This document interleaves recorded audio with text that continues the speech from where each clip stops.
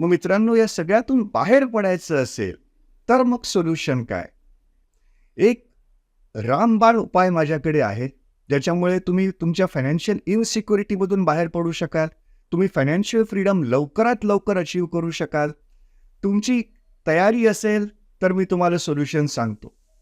आता सगळेच जर हो सांगतायत तर मग याचं सोल्युशन आहे complete financial planning done by a certified financial planar.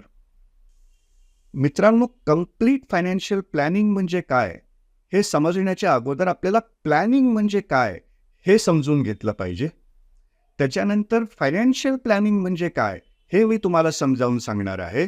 आणि त्याच्यानंतर हेच फायनान्शियल प्लॅनिंग एखाद्या सर्टिफाईड फायनान्शियल प्लॅनरनी केल्यानंतर ते कसं राहतं, त्याला कंप्लीट फायनान्शियल प्लॅनिंग म्हणतात. ते कंप्लीट फायनान्शियल प्लॅनिंग म्हणजे काय हे आपण या सेशनमध्ये बघणार आहोत.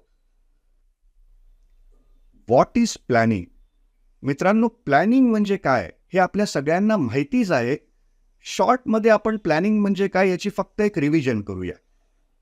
प्लॅनिंग म्हणजे deciding well in advance about what to achieve, how to achieve it, when to begin, when to finish, who should do it, आणि सगळ्यात महत्त्वाचं म्हणजे वाय टू अचीव. हे सगळं आपण एका एक्झाम्पलच्या साहाय्याने समजून घेऊया. What to achieve. समजा आपला गोल आहे फॅमिली व्हेकेशन. आपल्याला फॅमिली व्हेकेशनला जायचं आहे. मग आपण त्याच्यासाठी काय काय तयारी करतो? How to achieve it. सगळ्यात पहिले आपण प्लेस डिसाईड करतो. तिकडे कुठे राहायचं हे डिसाईड करतो. मोड ऑफ ट्रान्सपोर्ट डिसाईड करतो. आपल्याला बाय रोड जायचं आहे, आपल्याला बाय ट्रेन जायचं आहे, आपल्याला बाय एअर जायचं आहे, आपल्याला पब्लिक ट्रान्सपोर्ट घ्यायचं आहे की आपल्याला आपला स्वतःचं व्हेकल घेऊन जायचं आहे. तिकडे नेण्यासाठी आपण काय काय पॅकिंग करायचं, तिकडे जाऊन आपण कुठच्या गोष्टी एन्जॉय करायच्या, या सगळ्या गोष्टी आपण अगोदरच ठरवतो. त्याच्यानंतर आपण ठरवतो की आपल्याला कधी निघायचं आहे. समजा आपल्याला पुढच्या महिन्याच्या 12 तारखेला निघायचं आहे. कधी परत यायचं आहे? आपल्याला पुढच्या महिन्याच्या 24 तारखेला परत यायचं आहे. मग या सगळ्या गोष्टी कोणी कोणी करायच्या, कोणाच्या काय रोल्स आहेत, रिस्पॉन्सिबिलिटीज आहेत, या सगळ्या गोष्टी आपण पहिले ठरवतो. की कोणी बुकिंग करायचं, तिकिटाचे बुकिंग करायचं, पॅकिंग कोणी करायचं, साईट सीन्सच्या बद्दल कोणी ठरवायचं, या सगळ्या रोल्स रिस्पॉन्सिबिलिटीज आपण अगोदरच ठरवून घेतो.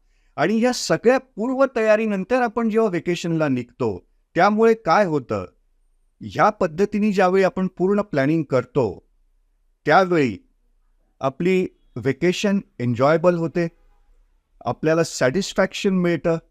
मित्रांनो, यालाच आयुष्य म्हणतात. आणि आयुष्यामध्ये जे पीस ऑफ माइंड आपल्याला पाहिजे असतं, ज्याच्यासाठी आपण व्हेकेशन प्लॅन केलेलं असतं, ते पीस ऑफ माइंड आपल्याला पूर्ण मिळतं. मित्रांनो, हे जर का प्लॅनिंग झालं तर मग आता प्लॅनिंगचे बेनिफिट्स काय आहेत हे थोडक्यात बघून घेऊया. सगळ्यात पहिले म्हणजे की प्लॅनिंगमुळे आपल्याला क्लॅरिटी मिळते, डायरेक्शन मिळते. त्याच्यामुळे कन्फ्युजन आपलं संपून जातं. जेवढे काही रिसोर्स आहेत ते आपण अतिशय एफिशियंटली युटिलाइज करतो. आपण आपल्या बजेटमध्ये राहतो, ओव्हर बजेट होत नाही. प्लॅनिंग केल्यामुळे प्रॉडक्टिव्हिटी आपली एन्हान्स होऊन जाते, डिसिजन मेकिंग आपलं इम्प्रूव्ह होऊन जातं. प्लॅनिंग केल्यामुळेच आपल्या प्रवासामध्ये काय काय रिस्क येऊ शकतात अगोदरच समजून घेतो, आणि तशा रिस्क आल्यास तर कंटिंजन्सी स्ट्रॅटर्जी पण तयार करून ठेवतो. आणि सगळ्यात मोठा बेनिफिट म्हणजे की आपलं गोल अचीवमेंट हे स्ट्रेस फ्री होऊन जातं. हे गोल्स आपण रेग्युलरली मॉनिटर करून होऊन जातं. त्याच्यामुळे ते डेडलाईनच्या अगोदर पण अचीव होऊन जातं. मित्रांनो, हे जर का प्लॅनिंगचे बेनिफिट्स आहेत, तर मग आता फायनान्शियल प्लॅनिंग म्हणजे काय हे आपण साध्या शब्दात समजून घेऊया. तर financial planning is the process of assessing your current financial situation and creating a plan to achieve financial freedom.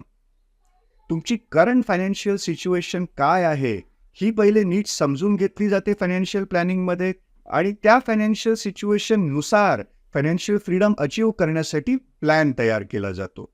याच्यामध्ये तुमच्या फायनान्सेसच्या बऱ्याच गोष्टींचं आकलन केलं जातं, जसं की तुमचं इन्व्हेस्टिंग आहे, सेव्हिंग्ज ॲबिलिटी आहेत, टॅक्स प्लॅनिंग आहे, रिटायरमेंट प्लॅनिंग आहे, इस्टेट प्लॅनिंग आहे, इवन इन्शुरन्स रिक्वायरमेंट किती आहे, या सगळ्या गोष्टी व्यवस्थित असेस केल्या जातात.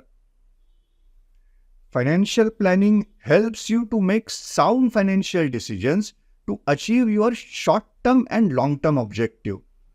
मित्रांनो, फायनान्शियल प्लॅनिंग केल्यामुळे तुम्हाला साऊंड फायनान्शियल डिसिजन्स आपल्या आयुष्यात घेता येतात, ज्याच्यामुळे तुमचे short term as well as long term objective easily achieve करता येतात.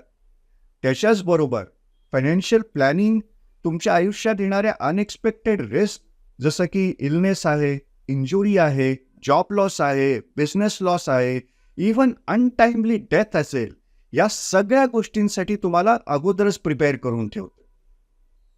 तर मित्रांनो, या सगळ्या प्रोसेसला म्हणतात financial planning in simple word. तर मित्रांनो, आता आपण येऊया या प्रेझेंटेशनच्या सगळ्यात इम्पॉर्टंट आणि तुमच्या आयुष्यातल्या पण सगळ्यात इम्पॉर्टंट विषयावरती, आणि ते म्हणजे इन डेप्थ फायनान्शियल प्लॅनिंग.